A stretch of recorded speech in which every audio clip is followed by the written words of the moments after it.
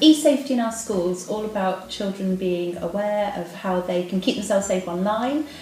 Children nowadays have access to online devices at home so much more than they do at school, so it's important that they know how to be safe online citizens. There are quite a few people involved in the e-safety. It starts off with the children themselves. We have an e-safety council. Then we have an e-safety officer. In the e-safety council we also have a parent that comes in that's part of the e-safety. There's myself as the ICT technician or stroke manager of the school. There is the inclusions officer who deals with most of the e-safety stuff. And also there's the part of the governors, the board of governors as well. There's an e-safety governor involved as well. And obviously then there's the head teacher at the very top of the chain. The 360 Safe tool is really useful in that it tells you your next step, so it's quite thorough. You can go through each step and each section of school, looking at different elements such as the governors, technical side, the education side, and you can assess yourself. And at each stage it's broken down into steps, so it will tell you what you need to do next to meet the criteria, which I found really useful. And it was useful to share with governors as well, because you could print off a report which you could then take to them and say, this is what we've done and then this is what we're going to do next.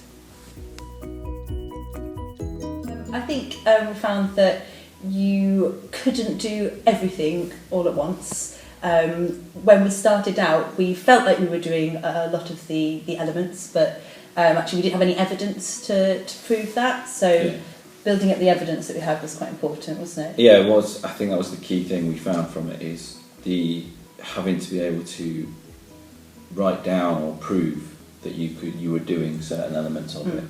And then that made us follow them through every year. Yeah. So we weren't just doing it as a one-off. It's actually something that became embedded in our school policy, and that we followed through with the children, that the safety committee would then say, oh, we did this last year, do we need to do it again this year?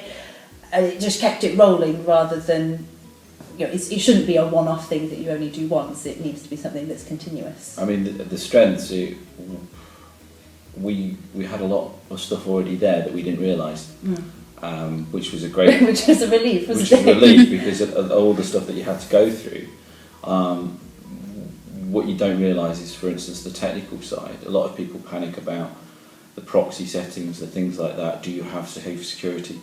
If you're on Subnet or the grid, Southwest Grid for Learning, you've got a lot of all that in place already.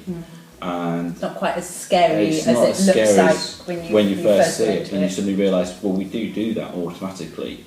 We have an engineer. For me, it's my job to actually make sure that we monitor the internet settings and all this that goes with that. And for some other schools it could be they just have an engineer that pop in, whether or not it be Southwest One or another company that comes in. There are others out there that do it. And we had quite a few, we had meetings with 360 assessors as well, who gave us advice and say, well, you are doing this already, you move on to this step next, which helped as well. Yeah, I think the weaknesses are we wanted to get it done, and we realised it was going to take a lot of time to do. And so that then became a strength in the end, because we realised we had to be a lot more patient and thorough as well. And it was worth it. The outcome, especially I just look at the e-safety committee and the children we have, and when you talk to them and around the school, it's so embedded around the school now. It isn't something that we just did and then forgot about. It's going to keep going. I mean, around the school you'll still see there's a lot of stuff that we still do with 360 and. A lot of stuff that we do for e-safety. I mean, we're even going to be doing the new e-safety in February when it comes. And e-safety day. And the e-safety committee this week have just met and decided that our acceptable use policies, the class rules that we had up in class, they weren't good enough, because we only look at them once and then we forget about them. So they've designed some to go in the reading diaries that are going to go home, and the children sign them and the parents sign them. So we're very proud of them. They do up with that themselves. And I think the big thing about it is it's always evolving, it's always changing, and you just have to adapt. And I think that's the strength that we've learned, is that we learn to adapt with it, and always it keeps us on our toes, and so it also keeps the children on their toes as well. It didn't take us too long to actually go through the process. I mean, we were signed up for 360 for quite a long time, but no one really looked at it and concentrated on it until about 18 months ago. Yeah. And then it was a case of finding the evidence that we already had and making sure we were collecting evidence from that point onwards. And you need at least a year's worth of evidence for anything that you do.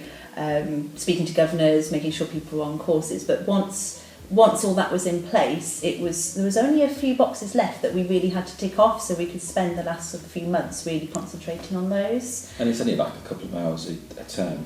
Yeah, I mean, Steve and I dedicated. met up. Yeah, we did a couple of sessions where we did like 2 or 3 hours.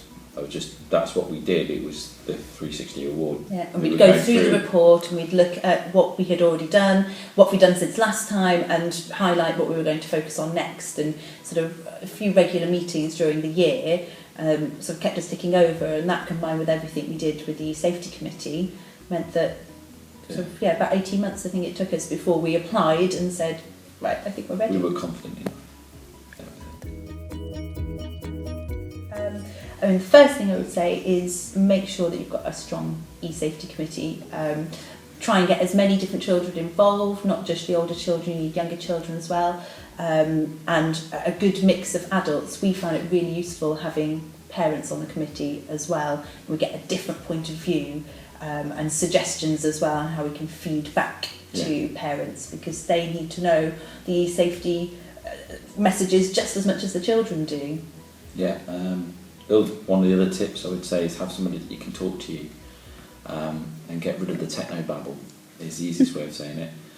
Somebody that can break down all the technical information that you need and make sure you understand it, so that when you do go for the award, you can understand what you're actually writing. It's rather than sitting there and reading all this technical jargon. It's a good tip to have because it was good for us. Yeah, it definitely helps. I mean, finally, just make sure the children are involved as much as possible. Everything that we looked at through 360, we could action all of it, but if the children weren't part of it, it wasn't going to achieve anything. And they were the ones who came up with ideas and competitions and spread the message, and the more they knew, the more the rest of the school knew, and everyone took it on board. And make it fun. Definitely. Make it fun, yeah. We found that was good because the projects that we did with the posters and stuff like that made it more fun. And they made it fun as well. They would come up with the ways. They came up with stories and stuff that was brilliant, and that was what made the whole thing more enjoyable to do.